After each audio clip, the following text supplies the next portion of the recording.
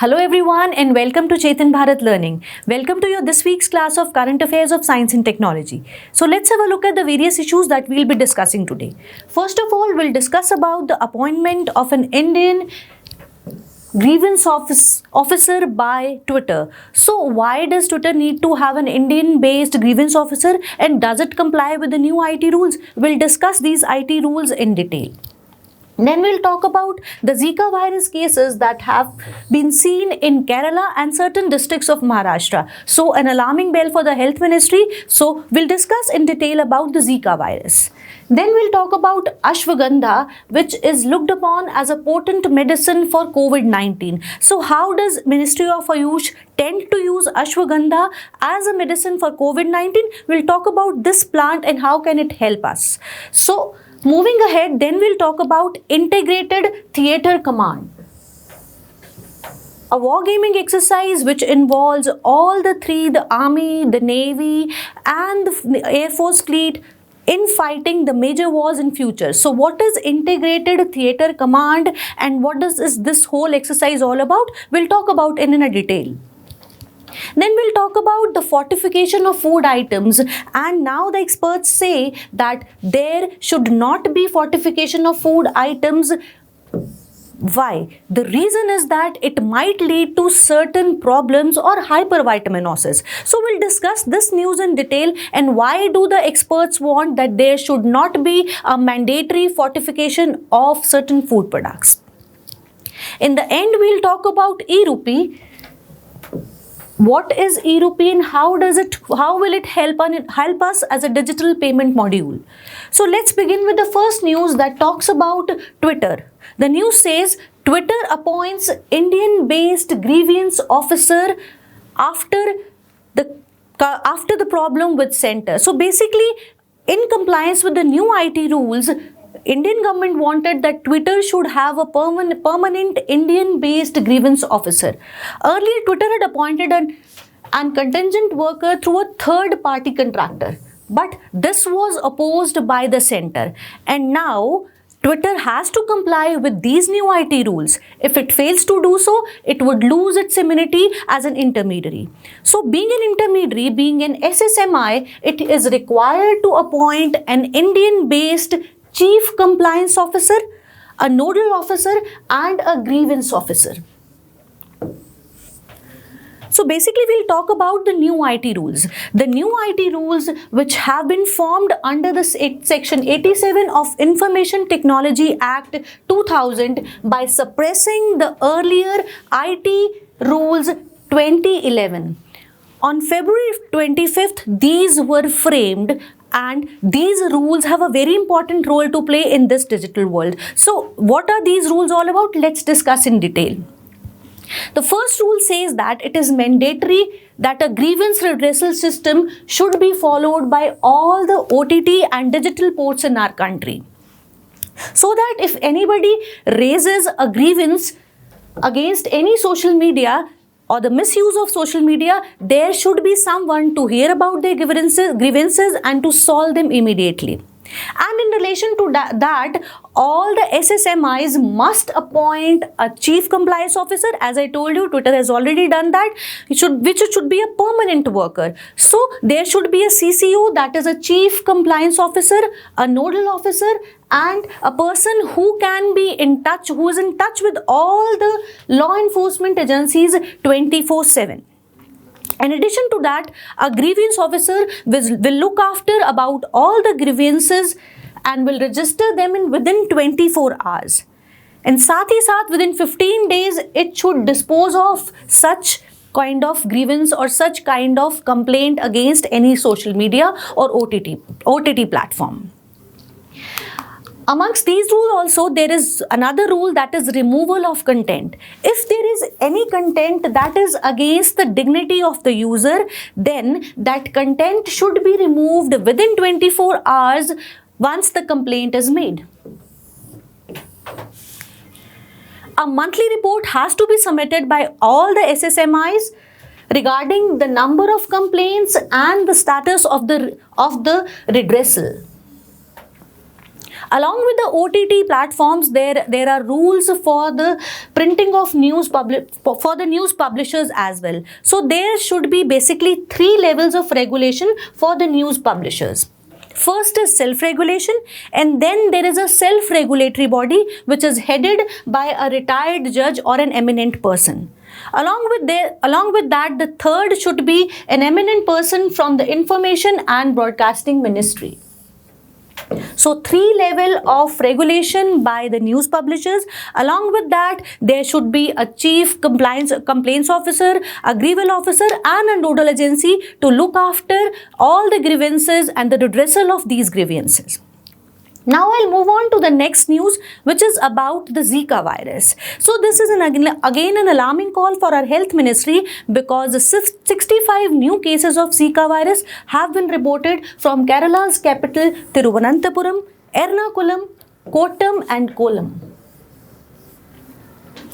So the Union Health Ministry has rushed forward to look into this matter. So let's discuss the Zika virus in detail. So Zika virus was first identified in 1947 in Uganda, basically in monkeys. And this virus is transmitted by the vector named mosquitoes Aedes aegypti. Basically, this Aedes aegypti mosquito, it bites in the daytime and it is responsible for the spread of other diseases, namely chikungunya, dengue and yellow fever as well. So, the transmission of this particular Zika virus involves this Aedes aegypti. Along with that, there are other modes of transmission which involve the transmittance of this virus from mother to baby. So if a pregnant woman is bitten by an infected mosquito, this virus can cross the placenta and can cause serious problems in the fetus. We'll discuss these problems a bit later. Apart from that, this disease is also spread by sexual contact, and along with that, the infected blood transfusion may also lead to the spread of Zika virus. Let's have a look at the various symptoms of this Zika virus disease. The symptoms, most of the people do not show any symptoms. They are basically asymptomatic, or minute symptoms like rash, fever or headache may be there. But in pregnant women, it might lead to certain severe congenital defects in the newborn baby, such as microcephaly, that is smaller than the normal size of head, that is microcephaly, and other congenital disorders can be seen in the fetus as well. So currently no treatment, no vaccine is available for Zika virus, and the only thing what we can do is to avoid mosquito bite, even at the daytime. As I told you, Aedes aegypti generally feeds on human blood in daytime, so it bites during daytime only. So let's move ahead and we'll talk about ashwagandha. The Ministry of Ayush has collaborated with UK's London School of Hygiene and Tropical Medicine, and it wants to conduct a study on ashwagandha, and they see ashwagandha as an important tool to recover COVID-19. So ashwagandha, which is a very important plant found in the Indian sub-region and Indian regions, it can be used to treat COVID-19. So basically, if I talk about ashwagandha, the botanical name is Vidania somnifera, also known as Indian winter cherry.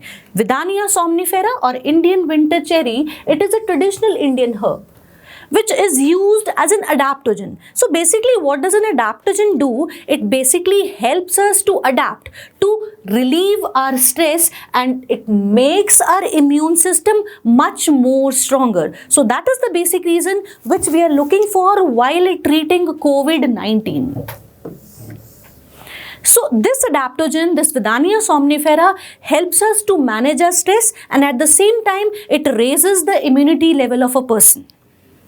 It is basically found in a number of states in India, such as Uttar Pradesh, Gujarat, Maharashtra, Punjab, Haryana and Rajasthan. So this basic plant is a hardy plant, which is a drought resistant plant, and it requires very less water. So areas which have less rainfall, just 60 to 75 centimeter of rainfall, are ideal for its cultivation, and the temperature required for its proper growth is 20 degrees to 35 degrees Celsius. So it can grow well in sandy soil, loamy soil, and even the black or heavy soils. So ashwagandha cultivation done in India. Ashwagandha is being studied by the London School of Hygiene for its role in treating the COVID-19 because it acts as an adaptogen. So let's move ahead and talk about the next news, which talks about integrated theater command, a unified command under one commander. And this theater command was in news because a tabletop wargaming exercise was held recently involving all the three armed forces, that is Navy, Army and Air Force. So in India, we basically have 19 military commands. Army and Air Force have 7 each, and there are three military commands with Navy. So we have got a Tri-Service Command situated in Andaman and Nicobar, and then we have got Strategic Force Command, which basically looks after the nuclear stockpile of India. So this command, if I talk about the Integrated Theatre Command, it is a unified command, as I told you, involving all the three services under a single commander. So the commander of such a force will be able to bear all resources at its disposal, and he is not answerable to any of the individual services. So the question here arises, why does India seek such theatre commands? Obviously, this will help us to have a unified approach when we are talking about the future wars or future battles, and in addition to that, this will help us in better planning and better military responses as well.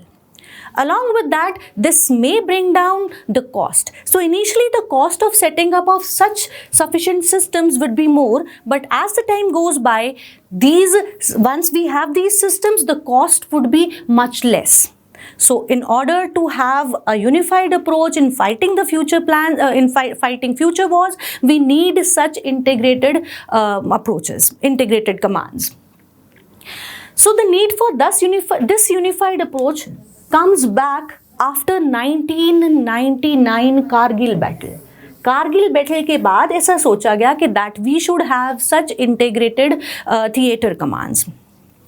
On the Kargil Review Committee and the group of ministers besides Naresh Chandra committee, and it was basically the Shetkar committee which had highly recommended the creation of a post of CDS and theatre commands, the unified theatre commands. So उसके बाद ये सोचा गया to have a unified approach, तीनों branches को, तीनों armed forces को साथ लाया जाए, so that we have integrated commands and we have a better military planning. Then we'll talk about the next news, which says that the fortification of food items should not be made mandatory. So, Centre wanted to have mandatory fortification of rice and certain edible oils, but experts have written a letter to FSSAI. They want that this fortification should not be made mandatory. Because as far as this news goes back, so fortification is basically when we want to enrich the nutrient or we add extra micronutrients to our food products.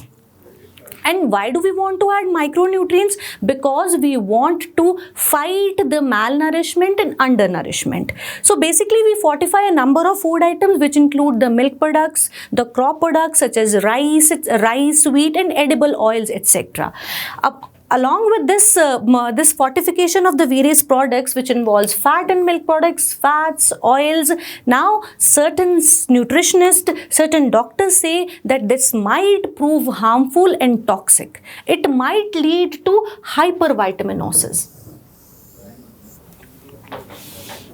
This recommendation says that both anemia and vitamin A deficiencies are overdiagnosed. So rather than हम ये कहें कि vitamin A और nutrition और हमारे अंदर iron की कमी है, ये overdiagnosed हो जाता है. So rather than going for fortification, what we can do is we can include a number of things in our diet.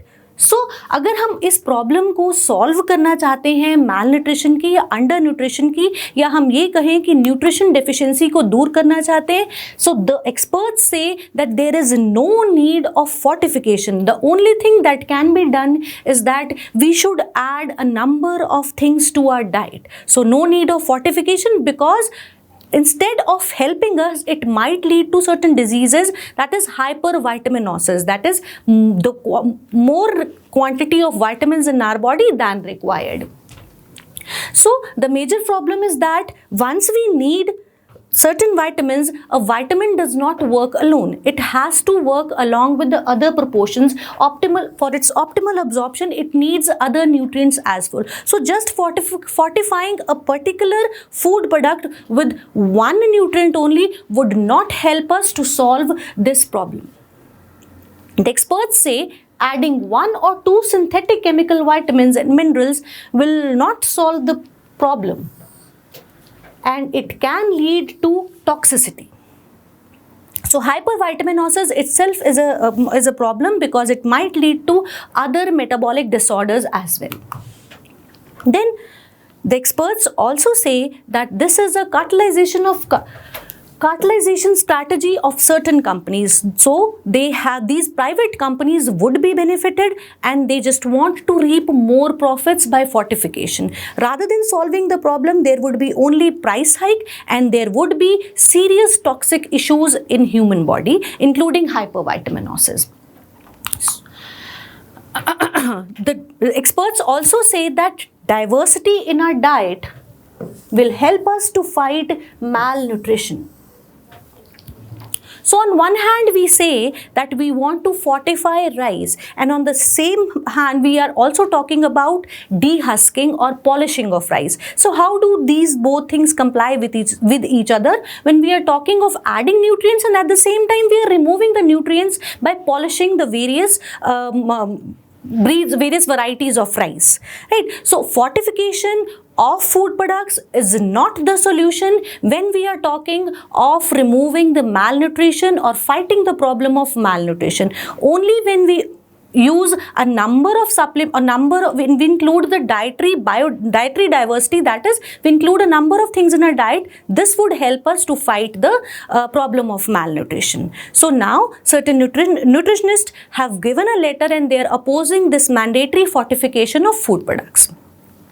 Then I move on to the next news, which talks about the launch of e-rupee.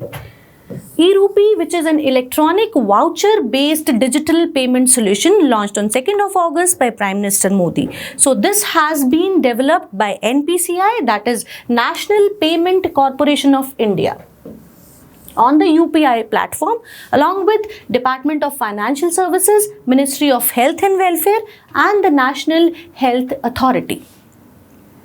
So if I talk about e-rupee, it is a person-specific and a purpose-specific payment system that will ensure the leak-proof transaction to the beneficiary. So basically, it is a QR code or an SMS-based e-voucher, which is delivered on the mobile phone of the beneficiary. It connects the sponsors of the services with the beneficiaries, and then the service providers are provided with a digital manner without any physical interface. So कोई physical interface नहीं होगा, just एक QR code, एक message based voucher आ जाएगा, and it is prepaid. और prepaid होने की वजह से it involves the timely payment. Right अभी के लिए आप ये याद रखेंगे, it allows the users to basically e RUPI users को अलाउ करेगा to redeem the voucher without a card and digital payment app और internet banking at the access of the service provider. So many banks have onboarded on this e-rupee vouchers. As of now, there are total of 11 banks. Remember, 11 public and private sector banks that will support this new payment mode. In banks के बारे में भी बात करते हैं. इनमें से कुछ banks they will be just involved with the redemption, and then there will be some involved with the redemption as well as the issuing of these e-rupee coupons as well. So State Bank of India, ICICI Bank, HDFC Bank, Punjab National Bank, Axis Bank and Bank of Baroda, they will be involved in the issuance and redemption facilities for e-rupee coupons. But Canara Bank, IndusInd Bank, Indian Bank, Kotak Mahindra Bank and Union Bank will just carry on the issue of e-rupee coupons for now. Sirf issuance hoga with these banks. So again, if I talk about the e-rupee, ये benefit करेगा to the government जहाँ पर government अपना money transfer करना चाहती है under its various schemes, which involves the mother child welfare schemes or other certain diagnostic schemes, TB eradication programs under certain names such as Ayushman Bharat Pradhan Jan Arogya Yojana. So ऐसे schemes में the money transfer would be done using this e-rupee digital payment solution. Not only that, the private sector can also use this for the employee welfare. So in short, we can say that the benefits of e-rupee include service sponsors and beneficiaries digitally connect होंगे without any physical interface. There would be cashless and contactless digital payment, leak-proof payment, and it would help us in delivering the various welfare services as I told. So government की different welfare services में this e-rupee can be used. So that's all for this week's Current Affairs of Science and Technology. I'll see you next week. Until then, bye. Hi. अगर आपको ये lecture पसंद आया तो हमारे channel को subscribe कीजिए और अगर आप UPSC 2021 के प्रीलिम्स के लिए सीरियस हैं तो हमारा क्रैश कोर्स जरूर ज्वाइन कीजिए। कोर्स की डिटेल्स आपको हमारी वेबसाइट जिसका लिंक डिस्क्रिप्शन सेक्शन में होगा उस पर मिल जाएंगी। नहीं तो आप हमें कॉल कर सकते हैं नीचे दिए गए नंबर पर।